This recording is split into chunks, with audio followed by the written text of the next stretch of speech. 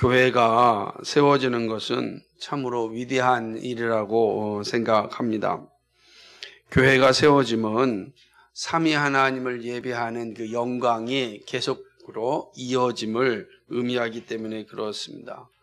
그러므로 하나님은 교회가 세워질 때 가장 기뻐하십니다. 예수님도 제자들에게 주신 첫 번째 명령이 내 교회를 세우라는 명령이었습니다. 우리 교회도 17년 전에 이곳에서 교회를 시작하였습니다. 시간이 참 빨리 지나가는 것 같습니다. 그죠? 젊은 분들이 이제는 다 40대가 됐고, 가정을 이루고, 또 이제 50대, 60대가 되고, 시간은 참 잘 흘러갑니다. 그러는 과정 가운데 교회는 여전히 또 세워져 가고 있습니다. 17년 전에 시작된 위대한 여정, 지금도 여전히 계속되고 있습니다. 하나님은 우리 교회를 통하여 그의 나라를 조금씩 확장하고 있습니다. 코로나로 인하여서 어려운 상황을 맞이하고 있지만 여전히 교회는 세워지고 있습니다. 요즘 계속해서 들려오는 그 소식들을 보게 되면 마치 정확한 비유라고는 할 수는 없겠지만 코로나가 마치 알곡과 가라지를 가르는 그런 도구 역할을 하는 건 아닌가, 리트머스 시험지 역할을 하는 건 아닌가라고 생각을 합니다. 왜냐하면 한국 사회를 평가하고 한국 교회를 평가할 때 코로나가 이제 빠지지 않고 등장하는 것을 보면 그런 또 생각을 또 하기도 합니다. 그러나 그럼에도 불구하고 하나님의 교회는 세워지고 있습니다. 여러분, 우리나라 출산율이 이제 거의 전 세계에서 바닥을 헤매지 않습니까?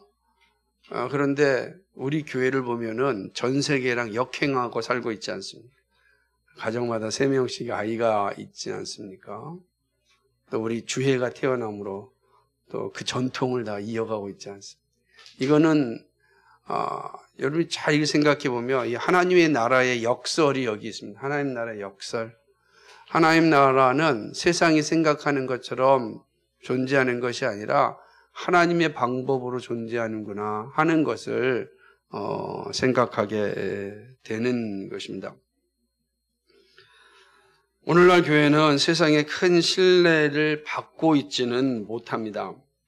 그 이유 중에 하나가 좋은 소문이 나지 않기 때문에 그렇습니다. 좋은 소문이 나야 되는데 좋은 소문이 잘 안 납니다. 세상은 좋은 소문에 기뻐하고 흥분하고 좋아하지 않습니다. 나쁜 소식에는 정신없이 반응하고 있지만 그러나 좋은 소식 전하는 것은 반응하지 않습니다. 그래서 좋은 소식을 잘 전하지 않습니다. 그러나 꼭 그런 것만이 교회의 영향력이 떨어졌다 이렇게 말하기는 어렵지 않겠습니까? 실제로 한국 교회가 이 세상 가운데 신뢰감을 주지 못해서 좋은 소식보다는 나쁜 소식의 어떤 진원지처럼 여겨지고 있는 그런 현실이 분명합니다. 그래서 참 교회가 좋은 소문이 많이 나야 되는데 그러하지 못한 게 참 아쉽죠. 소문이라는 건 엄청난 힘입니다. 우리나라 속담에 발 없는 말이 천리를 간다 이런 말 있잖아요. 그만큼 이 소문이라는 건 엄청난 힘을 가지고 있습니다. 보이지 않지만 칼과 총을 사용하지 않지만 정말 어마어마한 영향력을 가지고 있는 게 소문인 것입니다. 소문은 다른 말로 하면은 영향력이겠죠. 그죠? 영향력이죠. 자, 그렇게 생각해 본다면 우리 교회는 어떤 소문을 가졌는지 또 어떤 소문으로 보여야 하는지 저는 오늘 소문난 교회였던 데살로니가 교회를 통하여 한번 생각해 보고자 합니다. 우리도 다 소문난 교회가 되기를 원하지 않겠습니까? 오늘 주일학교 친구들이랑 이야기를 했어요. 장차 너희들이 생각할 때 우리 교회는 어떻게 소문났으면 좋겠니? 그랬더니 두 가지 대답이 나왔습니다. 하나는 사랑받는 교회로 소문났으면 좋겠고, 또 하나는 사랑하는 교회로 소문났으면 좋겠다. 어떤 의미인지 뭐 본인들이 잘 알고 있겠죠. 근데 참 의미 있는 대답이라고 저는 생각합니다. 데살로니가는 어떤 지역이냐면 마게도냐 주에 소속된 도시였습니다. 지금으로 생각하면 그리스죠. 지금의 그리스가 원래 마게도냐 아가야 지역인데 지금 이 마케도니아라는 이름 때문에 두 나라가 싸우고 있어요. 지금도 마케도니아라는 나라가 실제로 있거든요. 근데 지금 이 데살로니가는 그 옛날 마게도냐 주에 소속된 그런 도시, 항구 도시였다라고 하는 겁니다. 사도 바울이 2차 전도 여행 때 이 데살로니가에 가서 교회를 세웁니다. 그리고 이 데살로니가 전서는 서신은 51년경제 아가야 지역방에 있는 고린도에 가서 데살로니가 교회를 향하여 편지를 씁니다. 그러니까 아가야 지역, 특히 고린도라고 하는 지역은 이 아가야 지역에서 가장 우상이 득실거리는 그런 지역입니다. 그러니까 교회가 세워지기가 정말 어려운 지역이죠. 힘들고 어려운 지역이 바로 이 고린도 지역입니다. 근데 이 고린도에서 이 데살로니가에서 들려오는 소리에 사도 바울은 큰 힘을 얻습니다. 격려를 받죠. 지금 고린도에서 교회 세우는 게 쉽지 않고 만만치 않거든요. 그래서 나중에 이제 에베소에 가서 고린도 교회에 보내는 편지를 보게 되면 고린도 교회가 정말 처음에 엉망진창이에요. 싸움이, 분열의 문제, 교리의 문제. 그러니 그 유명한 고린도 13장의 사랑장이 이 고린도 교회에 보내는 서신에 있는 겁니다. 정말 사랑이 필요한 그러한 교회가 되어야 한다. 이게 고린도예요. 그러니까 고린도 지역이라는 동네가 그런 곳이에요. 근데 사도 바울이 그 고린도 교회에 가서 있을 때 바로 지나왔던 데살로니가 교회에서 들려오는 그 소리에 너무 감사해서 이 서신을 쓰는 것입니다. 바울로 하여금 감사하게 한 데살로니가 교회의 소문의 진실은 무엇일까? 2절 말씀을 보게 되면 사도 바울은 데살로니가 교회를 생각하기만 하면 감사가 저절로 나온다 이렇게 말씀합니다. 그러니까 감사가 저절로 나오게 한 이 데살로니가 교회의 모습은 어떠했을까? 어떤 소문이 아가야와 마게도냐와 각처에 흘러갔을까? 여러분 이 데살로니가 교회 성도들이 막 돌아다니면서 우리 교회는 이런 교회요, 이런 교회라고 자랑하거나 또 이렇게 소문내고 돌아다니지 않았는데 발 없는 말이 천리 가듯이 데살로니가 교회의 모습이 지금 마게도냐, 아가야 그리고 각처, 그러니까 지금 소아시아 지역까지 이 데살로니가 교회의 이 소문이 난 겁니다. 그 소문을 바울이 들었을 때 너무너무 감사한 거죠. 감사하다는 건 좋은 소문이었다는 뜻이죠. 도대체 그 좋은 소문이 무엇이길래 사도 바울은 이렇게 편지를 써서 격려하고 또 위로를 받고 있는 것일까? 그리고 세워져야 되는 교회에게 데살로니가 교회를 지금 모델로 보여주고 있는 것이거든요. 그런 측면에 본다면 도대체 바울이 감사하게 된 그 원인, 그 이유가 무엇일까 한번 생각해 보고자 합니다. 바울은 오늘 2절부터 10절까지 해서 5가지 정도로 이 데살로니가 교회에 대해 감사합니다. 첫째는요, 믿음의 역사와 사랑의 수고와 소망의 인내가 있었다는 것입니다. 그러니까 데살로니가 교회를 딱 생각하면 뭐가 떠오르냐? 여기는 믿음의 역사가 있고 사랑의 수고가 있고 소망의 인내가 있는 교회다라고 하는 겁니다. 이 말 하나 갖고만 해도 좀 오늘 전체적으로 설교할 수 있겠지만, 오늘은 전체적으로 대전을 교회의 모습을 보는 거니까, 믿음의 수고라는 것은 믿음으로 살았다라고 하는, 그들이 받은 믿음대로 살았다.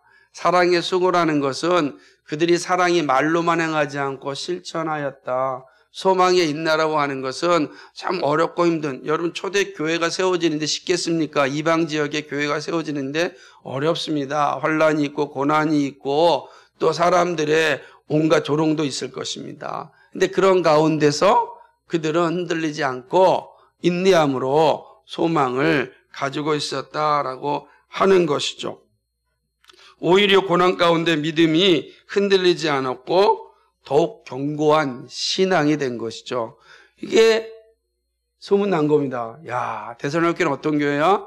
그 교회는 믿음으로 살더라. 그 교회는 정말 사랑이 실천되더라. 그 교회는 좀 사랑하고 사랑받는 교회더라. 그 교회는 어떤 교회더라? 어려운 거 힘든 가운데도 소망을 가지고 인내하면서 정말 믿음을 지키더라. 이게 소문났다는 겁니다. 이게 이제 바울이 들은 겁니다. 두 번째로는 4절에 있는 것처럼 하나님의 선택받은 교회임을 확신하였습니다. 야, 그 교회는 정말 하나님 선택하신 교회가 맞아. 생각해 보세요. 복음을 전했는데 열매가 없을 때 정말 힘이 듭니다. 정말 열심을 다해서 복음을 전했는데, 그런데요, 그보다 더 힘든 게 있어요. 어떤 거냐면, 분명 이 사람이 예수를 믿는다고는 했는데 믿음의 행위와 사랑의 수고와 그 다음에 소망의 인내함이 보이지 않아서 계속해서 의심하게 되는 거예요. 저 사람 정말 예수 믿는 거 맞을까? 정말 회심한 거 맞을까? 여러분, 이게 복음 전하는 사람으로 하여금 이게 의심하게 만들면 정말 힘들거든요. 그런데 데살로니가 교회는 그러지 않았다라고 하는 것입니다. 데살로니가 교회는 하나님의 택하심을 받은 교회가 분명해라고 한 겁니다. 그리고 많은 사람들이 뭐라고 생각하냐면, 다른 교회는 모르겠는데 데살로니가 교회는 분명히 하나님께 선택받은 교회가 맞아. 이 소문이 난 겁니다. 이게 얼마나 큰 겁니다. 종종 이런 거거든요. 저 사람 진짜 예수 믿는 사람 맞아. 이런 얘기 듣는 건 이건 엄청난 소문이거든요.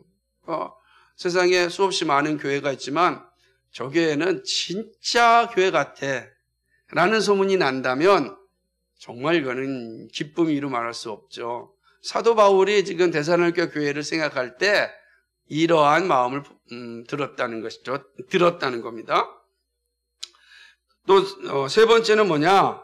많은 환난을 당하면서도 성령께서 주시는 기쁨을 가지고 말씀을 받아들였다는 소문을 들은 겁니다. 이게 6절입니다. 그러니까 이 데살로니가 교회가 마찬가지예요. 환난이 없는 교회는 없어요. 근데 환난이 있었어요. 많이 있었어요.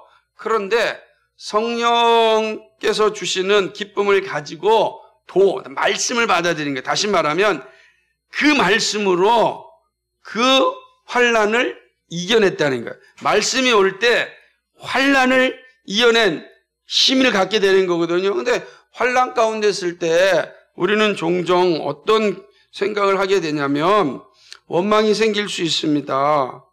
그렇지 않겠습니까? 그렇게 되는 거예요. 아니, 나는 그래도 열심히 신앙생활하고 교회에 열심히 충성했는데 왜 내 삶은 이렇게 잘 풀리지 않는 거야? 그리고 왜 어려움만 생기지?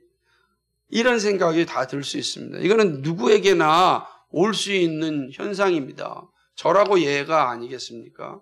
정말 열심을 다해서 하나님 앞에 헌신하고 충성한 것 같은데 열매는 왜 이 정도일까? 왜 여전히 어렵고 힘든 삶을 살아야 되는가?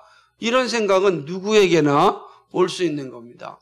그런데 그런 상황을 어떻게 극복하냐가 중요한 거예요. 어떻게 극복하는가? 데살로니가 교회는 일단 성령이 주시는 기쁨이 있었습니다.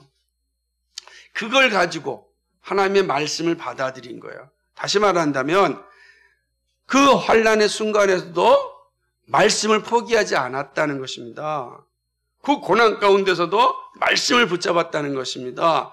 그리고 그 말씀으로 그 고난을 이겨내고 있다는 겁니다.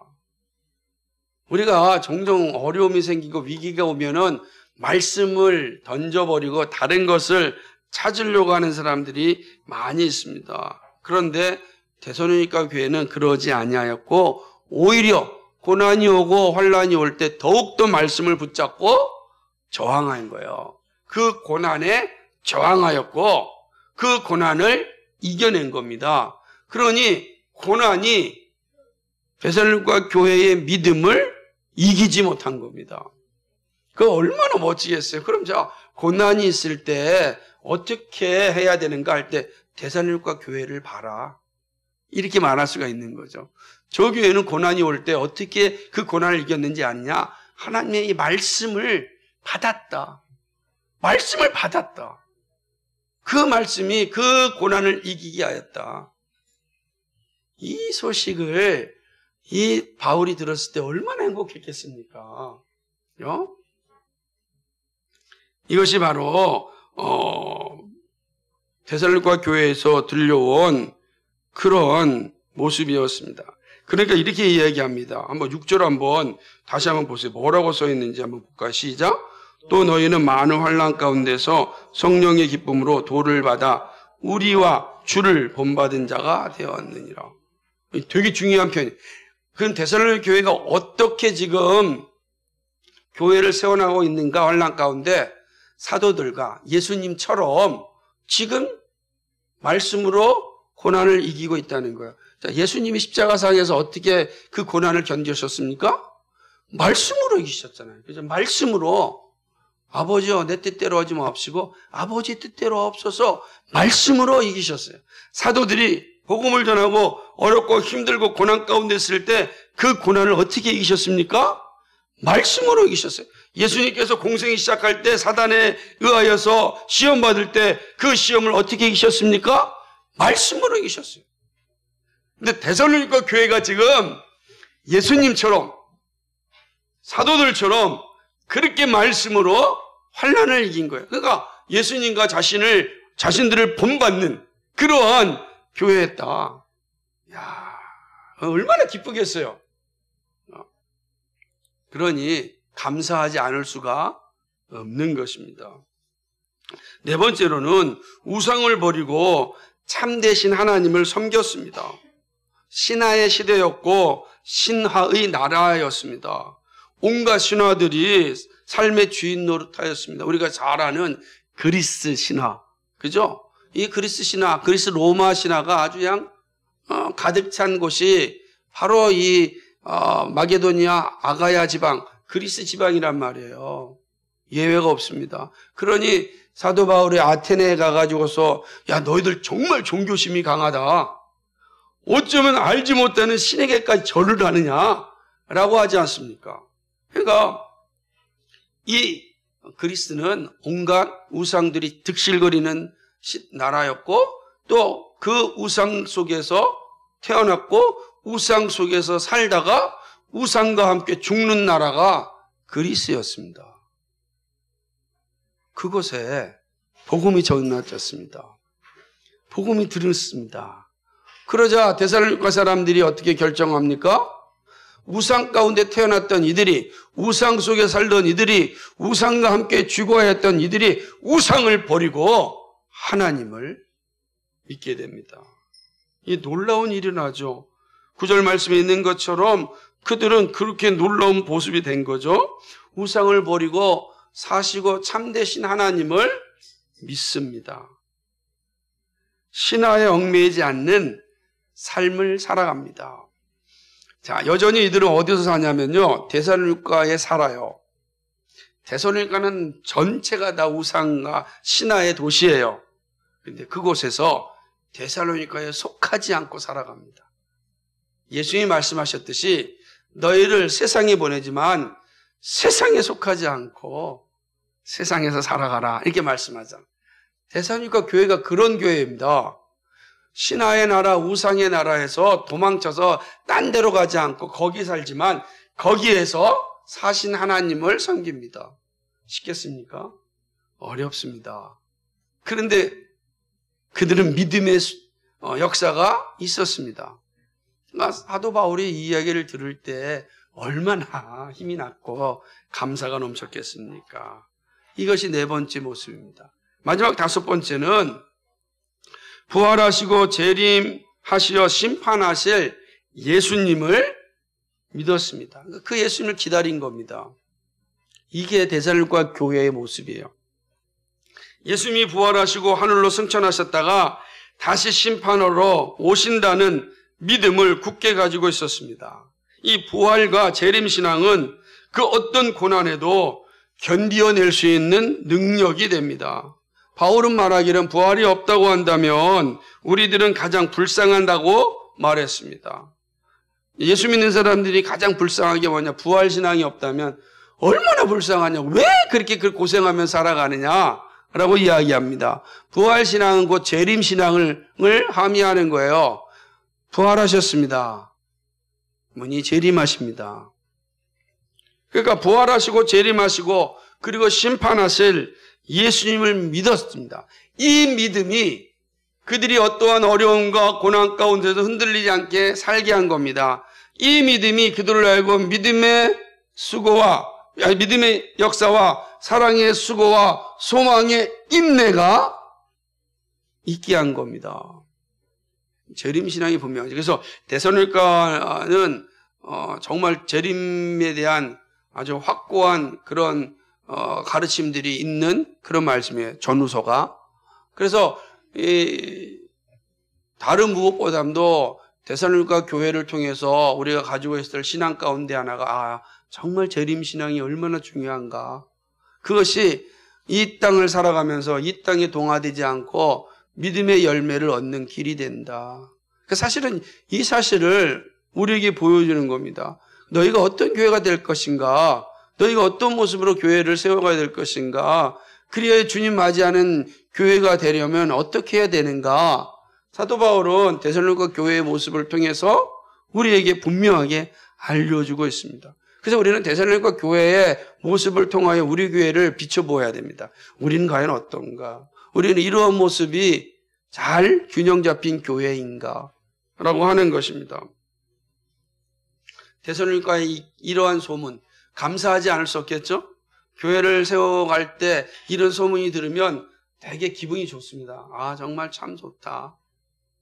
그런데 바울의 입장에서는 아마 앞으로 계속 이 3차 전도여행도 남았고 로마까지 가야 되는 이 상황 가운데 데살로니가 교회에서 들려오는 이 소문이 얼마나 힘이 됐겠습니까?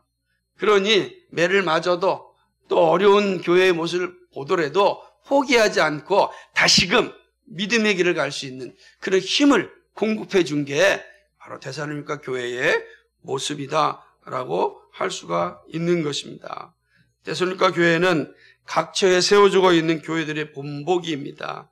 어떻게 교회를 세울까에 대한 귀한 모델이 데살로니가 교회에 있습니다. 여러분, 그렇다고 해서 데살로니가 교회가 완벽한 교회라는 것은 아닙니다. 지상의 교회는 완벽한 교회가 없어요.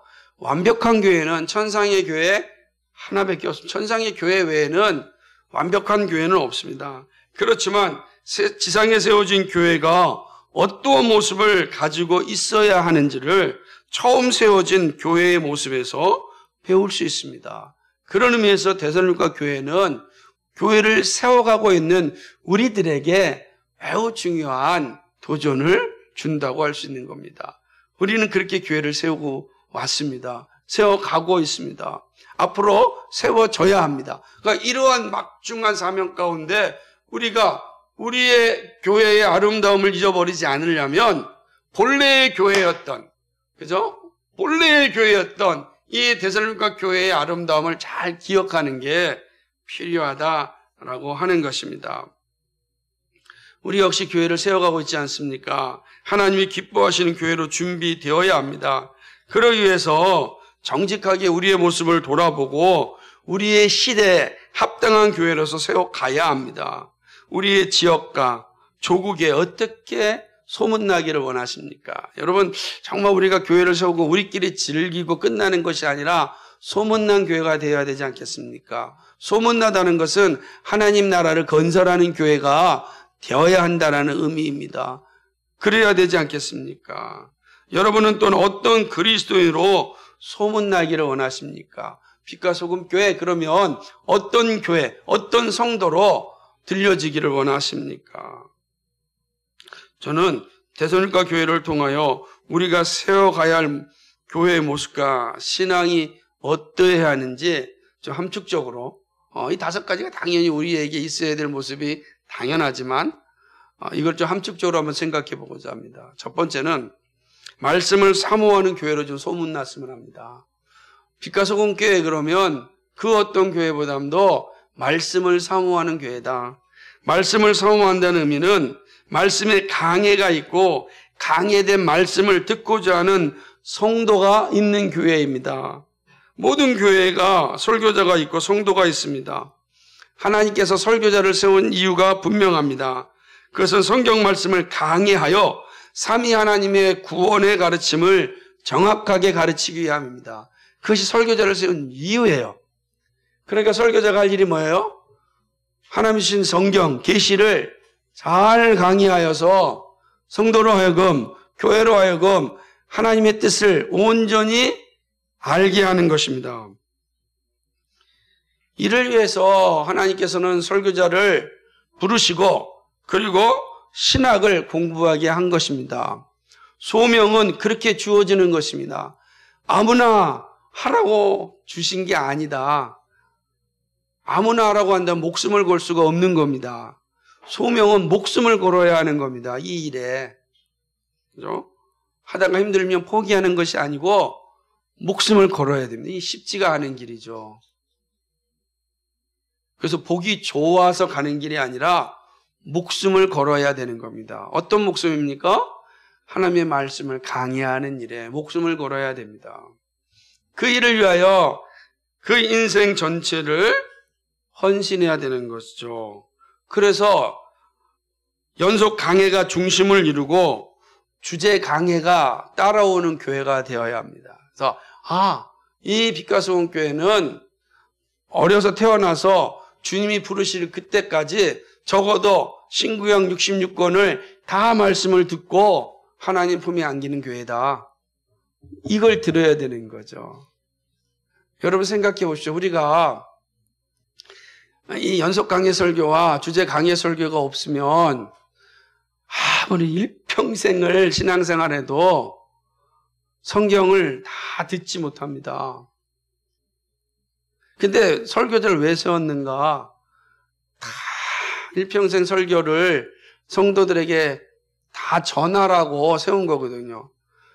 그러면 먼저 세워진 목사가 그 일을 다 못하면 그 다음에 온 목사가 다시금 이어서 그 본문을 다 강의해야 됩니다. 그래서 적어도 성도들은 그 교회에서 한 번, 두 번, 첫 번째 목사, 초대 목사, 두 번째 목사, 세 번째 목사까지 갈지 모르겠지만 그 세 분, 예를 들면 세 분의 목사를 통해서 신구약 66권 설교를 다 듣고 하나님의 충만한 뜻을 알고 이 땅에 살다가 하나님 품에 안겨야 되는 겁니다. 그게 교회예요. 저는 그렇게 해서 설교자가 세워졌다. 그런 교회로 소문나야 된다. 뿐만 아니라 강해 설교를 기뻐하는 교회가 되어야 됩니다. 기뻐하는 성도가 되어야 합니다. 자기 소견에 따라 신앙생활하는 것이 아니라 성경에 따라 신앙생활하기를 기뻐하는 성도. 그러려면은 말씀을 들어야 되는 겁니다. 오늘 주신 말씀이 어떤 건가? 이 말씀의 배경은 어땠고 이 말씀을 통해서 당시의 교회에게 주시고자 했던 하나님의 뜻은 무엇이고 그것이 오늘 나로 하여금 주님을 맞이하는 교회의 성도로서 어떻게 살아야 하는지 말씀을 들어야 되는 거예요. 그래서 말씀 듣기를 기뻐해야 됩니다. 왜 그러냐면 우리에게 먹을 것과 입을 것과 의식주에는 이미 주시기로 약속되셨단 말이에요. 하나님의 복 주기로 우리에게 약속하셨어요. 이 모든 것은 너희에게 있어야 될 걸 내가 알고 있다. 근데 그것을 줘도 정말 내 뜻대로 사용할 수 있느냐는 다른 문제잖아요. 그러니까 내가 너에게 풍성하게 복을 준 거 성공할 수 있고 세상에서 능력 있는 삶을 살게 하는데 그거 가지고 정말 나의 뜻을 위해 살겠느냐? 여러분 생각해 보십시오. 지금 아주 요즘 안 좋은 나쁜 소식을 우리가 이 기사를 통해서 보지 않습니까? 어떠한 골프장 이사가 아주 참 우리 아이들 때문에 표현하기는 어렵지만 그 여성들과 아주 부적절한 관계를 맺으면서 아주 참 안타깝잖아요. 그런 게 막 나는 거예요. 근데 그 사람이 누구냐면 여러분이 다 알만한 정말 유명한 그 기독교 기업이라고 하는 그 회장님의 아들이에요. 얘기하지 않겠습니다. 그 기업. 그래서 생각해 보세요. 어마어마하게 돈이 주어지고 권력이 주어졌는데 그럼 뭐 하냐고요. 그것이 하나님 나라를 위하여서 쓰여지지 않잖아요. 그런 성공, 그런 복 받길 원하십니까? 여러분 그 사람이 참 끔찍한 게 뭐냐면 첫 번째 이 경찰에서 한 첫 번째 말이 저 이런 일 한 적 없습니다. 저 교회 다니거든요. 이게 첫 번째 인터뷰예요. 여러분 우리가 마음에 정말 지금 별로 구속됐습니다만 너무 마음이 아픈 거예요. 회개해야죠. 잠시의 위기를 모면하려고 거짓말하는 건 다 탈로가 납니다. 탈로가 나는 건 영원한 꼬리표가 되어서 가슴 아프게 만드는 거죠. 왜 그렇게 돼야 되죠? 자기 소견에 따라 신앙생활하면 안 됩니다. 여러분 우리 아이들에게 우리에게 남겨줄 유산은 여러분 재물이 아닙니다. 말씀이에요. 말씀. 하나님의 말씀대로 내가 살고 그 말씀대로 살 때 어떤 하나님의 은혜가 있는지 계속 알려줘야 됩니다. 우리 교회 소망이 여기 있지 않습니까? 여기. 그렇게 생각하십니까? 네. 제가 제가 30년 전에 청년들한테 강의하면서 강조했던 건 전 여러분에게 소망이 없습니다. 여러분이 결혼할 아이들에게 소망을 갖고 여러분에게 복음을 전합니다. 여러분, 이제 이 소망이 여기 있는데 부모된 우리가 정말 말씀을 사랑하고 말씀 듣기를 기뻐하고 말씀대로 살기를 소망하는 마음이 없으면 이 아이들에게도 소망이 없는 겁니다. 부모로부터 말씀을 받지 않는데 무슨 소망이 있겠습니까? 자라나면서 갈등해야 됩니다. 정말로 말씀으로 사는 저 삶을 보면서 아이들이 갈등하면서 정말 저렇게 사는 게 옳은 건가? 저렇게 살아야 되는 건가? 난 저렇게 살고 싶지 않아. 갈등하면서 그럼에도 불구하고 말씀으로 살아가는 분을 보면서 그래 저것이 옳은 거지. 하나님 앞에 그런 결단이 오는 시간을 기대하고 인내하면서 계속해서 말씀으로 사는 모습, 말씀을 전해줘야 됩니다. 그게 소망이 있는 거예요. 그러려면 어떻게 되겠습니까? 말씀 듣기를 기뻐해야 돼요. 우리 교회는 다른 게 아니라 그래 말씀이 선포되고 말씀 듣기를 기뻐하는 성도들로 모여있는 교회. 빛과 소금 교회는 그런 교회야. 이렇게 소문나야 됩니다. 저는 그런 신앙이 되기를 바라는 것입니다. 강해된 말씀 듣기를 온 힘을 다하는 것이 성도의 책임입니다. 책임을 회피하는 신앙이 돼서는 안 됩니다. 데살로니가전서 2장 13절처럼 정말 말씀의 역사가 있는 소문난 교회가 되어야 합니다. 같이 한번 읽어볼까요? 시작! 이러므로 우리가 하나님께 쉬지 않고 감사함은 너희가 우리에게 들은 바 하나님의 말씀을 받을 때에 사람의 말로 아니하고 하나님의 말씀으로 받음이니 진실로 그러하다. 이 말씀이 또한 너희 믿는 자들 속에서 역사하느니라. 아멘. 두 번째는요, 하나님 나라를 살아가는 교회와 신앙으로 좀 소문나길 바랍니다. 우리는 계속해서 교회를 세워가야 합니다. 믿음의 선배들이 남겨준 유산 위에 우리는 교회를 세우고 있습니다. 우리 교회가 바르게 세워져서 다음 세대로 넘겨줘야 할 교회는 분명합니다. 그것은 하나님 나라를 살아가는 교회입니다. 자, 이 말은 신학적 용어로 사용한다면 종말론적 교회라, 이게 말할 수가 있는 겁니다. 주님의 교회는 주님의 뜻에 따라 존재합니다. 주님의 뜻은 주님의 오심을 준비하는 교회입니다. 그런데 주님의 오심을 준비한다는 말은 하나님 나라를 세우는 일입니다. 그리고 하나님 나라를 살아가는 일입니다. 하나님의 나라는 하나님의 통치가 임하는 나라입니다. 하나님의 다스림이 항상 있는 나라입니다. 교회는 이러한 하나님의 다스림이 분명하게 나타나는 공동체가 되어야 합니다. 하나님의 나라는 이미 시작되었습니다. 그리고 주님의 다시 오심으로 성취될 것입니다.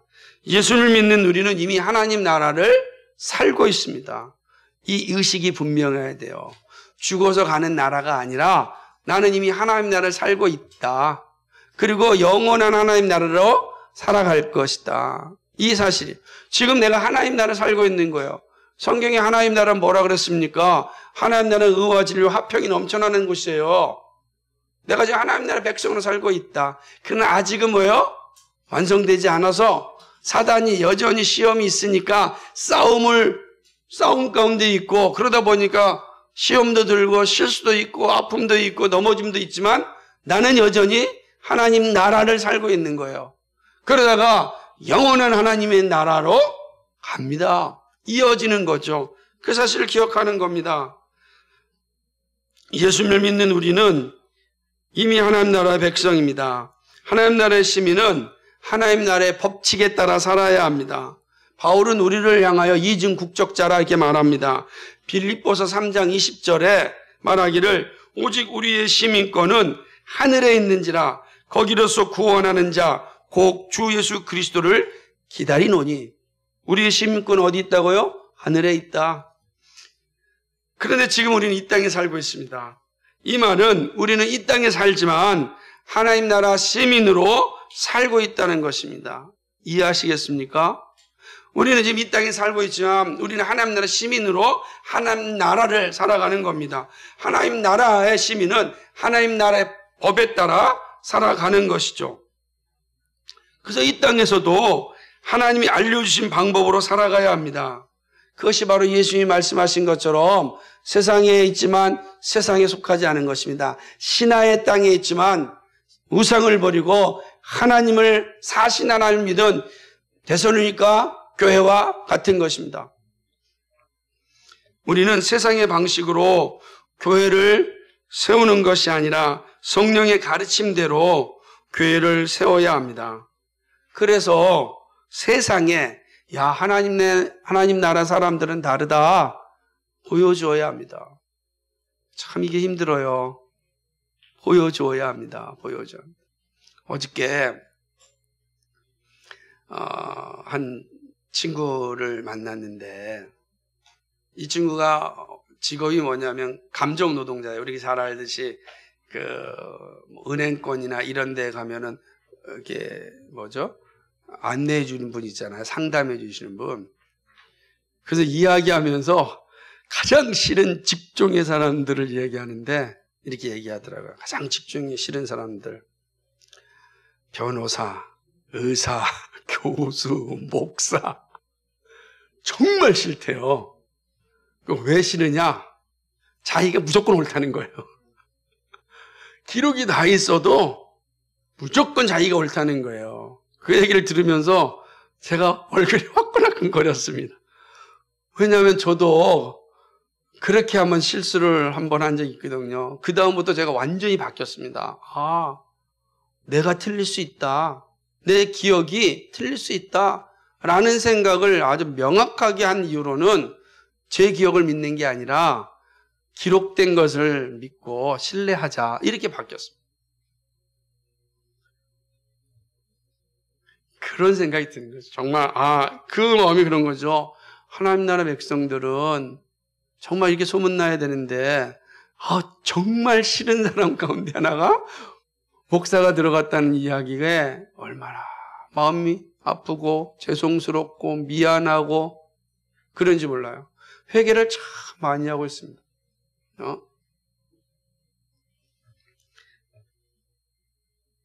세상에 하나님 나라 사람들은 다르다. 이게 쉽지가 않지만 그러나 그렇게 적어도 빛과 소금교회 성도들은 다르다. 이거는요 쉽지 않은 겁니다. 그러나 그런 소문이 나야 되지 않겠습니까? 세 번째는 사랑에는 열심이고 다툼에는 어리석은 교회로 소문나야 합니다. 저는 그러고 싶습니다. 교회가 세워지는 일에 말씀과 기도가 생명입니다. 이것 없이 교회가 세워질 수 없습니다. 그러나 말씀과 기도로 교회가 세워져도 한순간에 교회가 무너질 수 있습니다. 그것은 사랑이 없고 다툼이 생겨날 때입니다. 사랑은 미련하고 어리석은데 아주 그냥 다툼에는 열심인 교회가 있습니다. 결코 주님 맞이하는 교회로 설 수가 없습니다. 많은 교회들이 세워졌다가 무너진 것은 사랑을 잃어버렸기 때문입니다. 에베소 교회를 향한 예수님의 책망은 우리를 많이 생각하게 합니다. 계시록 2장 4절과 5절을 보게 되면 그러나 너를 책망할 것이 있나니 너희 처음 사랑을 버렸느니라. 그러므로 어디서 떨어진 것을 생각하고 회개하여 처음 행위를 가지라. 만일 그리하지 아니하고 회개치 아니하면 내가 내게 임하여 내 촛대를 그 자리에서 옮기리라. 아멘. 참 무서운 말씀입니다. 처음 사랑을 버렸느니라. 다툼에 열심인 교회로 소문나면 소망이 없습니다. 다툼이 있는 곳에는 망하게 됩니다. 다툼이 있는 가정, 다툼이 있는 직장, 다툼이 있는 나라 모두 망하게 됩니다. 가정을 이루신 분들 다툼에는 어리석고 사랑에는 열심인 그런 가정 만드시기 바랍니다. 화가 나고 힘들 때 잘 견디어 이겨내십시오. 그리고 그 다음에 즉시로 사과하고 미안하다고 얘기하십시오. 여러분 그거 이상한 거 아닙니다. 우리가 흥분될 수 있지만 그 다음에 사과하는 게 중요합니다. 우리 교회가 주님 오심을 맞이하려면 사랑에는 열심이지만 다툼에는 어리석어야 됩니다. 사랑의 수고가 없이 공동체의 건강은 불가능합니다. 근데 이 일에는 성도 각자가 함께 해야 됩니다. 항상 기도하시기 바랍니다. 하나님, 사랑에는 열심이지만 다툼에는 어리석고 미련한 자 되게 해달라고 기도하십시오. 그렇게 기도하셔야 돼요. 하나님, 제가 사랑에는 열심이지만 다툼에는 어리석고 미련하게 해주십시오. 다투려고 하면은 제 입술을 이상하게 만들어 주셔서 다른 사람의 마음에 들려지지 않도록 해주세요. 그렇게 기도하십시오. 우리 친구들이 얘기한 것처럼 사랑받는 교회, 사랑하는 교회로 소문나게 해주십시오. 이런 교회로 소문나야 되지 않겠습니까? 그러면 그곳에 부흥의 역사가 일어납니다. 주님 맞이하는 교회가 됩니다. 그러니까 우리가 열심을 다 해서 바르게 복음을 전하면 우리 중고등부 청년들이 잘 이어받고 주일학교 친구들이 잘 이어받아서 그게 100년이 될지 100년이 될지 모르지만 주님 맞이하는 교회가 됩니다. 오늘 칼럼을 그런 의미에서 꼭 읽어보시기 바랍니다. 말씀을 맺습니다. 여러분은 지금까지 주님의 교회를 세우는데 수고가 많으셨습니다. 여러분 정말 수고 많으셨습니다. 얼마나 감사한지 모릅니다. 여러분은 주님이 가장 기뻐하시는 일을 하고 있습니다. 저에서 여러분 생각할 때 참 감사하더라고요. 그래서 제가 말씀을 준비할 때도 그랬고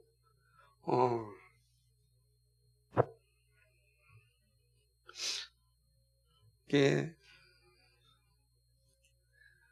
이제 우리 지혜랑 현호랑 우리 사람이 같이 식사를 하는데 밥을 먹는데 제가 그랬습니다. 너무 고맙지 않느냐. 성도들의 기도가 있어서 오늘 우리가 지금 이 자리에 앉아서 밥을 먹고 있다. 성도들의 기도가 없었다면 이런 기쁨의 자리가 있을 수 있었을까? 그걸 생각하니까 너무 고마운 거야. 주창 맞죠 또? 나이가 들어서 그렇습니다. 여러분 정말 고생 많이 한 거 압니다. 정말 애를 많이 쓰고 있습니다. 주님께서 그 애씀과 수고와 헌신을 다 기억하실 것입니다. 그러나 아직 우리 교회는 완성된 교회가 아닙니다. 앞으로 계속해서 세워가야 합니다. 우리 자녀들에게 대를 이어서 세워가는 교회를 만들어야 됩니다. 저는 여러분에게도 마찬가지지만 우리 주일학교 친구들에게 부끄럽지 않는 목사가 되고 싶습니다. 그래서 이 아이들이 자라서 그래 또 교회는 사랑하고 사랑받는 교회야. 다른 건 몰라도 내가 아이를 낳으면 교회는 반드시 보낼 거야. 이러한 믿음을 주고 사랑을 주고 싶습니다. 많은 사람들이 교회를 떠나는 이유 중에 하나가 교회로부터 상한 상처를 받았기 때문인데, 그래서 정말 기도 많이 하는 거죠. 하나님, 사랑에는 열심이지만 다투면은 미련한 자 되게 해달라고 기도하는 것입니다. 우리는 좀 더 헌신 힘을 내야 됩니다. 좀 더 기도해야 됩니다. 좀 더 사랑해야 됩니다. 좀 더 헌신해야 됩니다. 바울은 로마서 16장 19절에서 로마 교회를 향하여서 선한 데 지혜롭고 악한 데 미련하기를 원하였습니다. 이것은 모든 교회가 함께 가지고 있어야 할 자세입니다. 여러분, 이건 우리가 늘 가지고 있어야 됩니다. 사단이 하는 일은 선한 일에는 미련하게 하고 악한 일에는 지혜롭게 만듭니다. 그래서 악한 일을 빠르게 진행하고 선한 일은 천천히 하게 합니다. 그 사이에 교회는 온갖 시험에 들고 어려움에 빠지게 됩니다. 그래서 우리는 이 싸움에 반드시 이겨야 합니다. 정말로 선한데 지혜롭고 악한데 미련하고 사랑에는 열심이고 다투면은 어리석고 미련한 그런 교회와 성도가 되어야 되는 것입니다. 앞으로 주님 오실 때까지 세워가야 하는 게 우리 교회입니다. 17년의 역사를 돌아보면서 앞으로의 여정을 생각하고 기도해야 합니다. 사랑하는 여러분, 우리 교회는 이 자리에 끝나는 것이 아니라 주님 맞이하는 교회가 되어야 됩니다. 말씀을 사모하는 교회로 소문나길 바랍니다. 하나님 나라를 살아가는 교회와 신앙으로 소문나야 합니다. 사랑에는 열심이고 다투면은 어리석은 교회로 소문나야 합니다. 이런 교회를 우리 함께 세워가기를 소망합니다. 주님의 복이 여러분에게 넘치기를 주님의 이름으로 축복합니다. 거룩하시고 자비하신 아버지 하나님, 고맙고 감사합니다. 지난 17년 동안 저희를 지켜주시고 인도해 주심에 감사합니다. 앞으로 우리 교회도 주님 맞이하는 교회로 또 나아가야 합니다. 세워져야 합니다. 그 아름다운 교회의 모습을, 데살로니가 교회의 모습을 통하여 살펴보면서 우리는 이 시대에 어떤 교회가 되어야 할지, 어떻게 소문나야 할지를 생각해 보았습니다. 사랑하는 성도들이 지금까지 수고한 거 우리 주님 잘 아시리라 믿습니다. 하나님 아버지, 저들에게 복 내려 주시옵소서. 저들의 가정에 하나님의 위로를 베풀어 주시옵소서. 어렵고 힘든 가정도 있었습니다. 그럼에도 불구하고 하나님이 지켜주시고 인도하여 주셔서 이 자리까지 옵니다. 하나님, 앞으로 또 가야 합니다. 주님, 저들이 흘린 그 거룩한 씨, 하나님 아버지, 하나님의 미랄 같은 삶, 하나님 기억하여 주시옵시고 선한 열매로 채워주옵소서. 가정에 자녀들을 주신 하나님 감사합니다. 자녀들이 정말 복되게 하여 주시옵시고 우리로부터 저들이 하나님의 말씀을 받아 살아갈 수 있는 자녀들 되게 하여 주옵소서. 우리보다는 더 훌륭한 자녀들을 되어서 더 훌륭한 신앙이 되어서 우리가 시작한 교회를 저들이 멋지게 세워갈 수 있도록 은혜 베풀어 주옵소서. 그래야 주님 맞이하는 교회로 소문나고 이 땅, 이 지역과 이 조국과 이 열방 가운데 정말 하나님께 선택받은 교회가 맞다라고 하는 인정받는 교회 될 수 있도록 은혜 베풀어 주옵소서. 감사드리며 예수 그리스도인 받들어 기도하옵나이다. 아멘.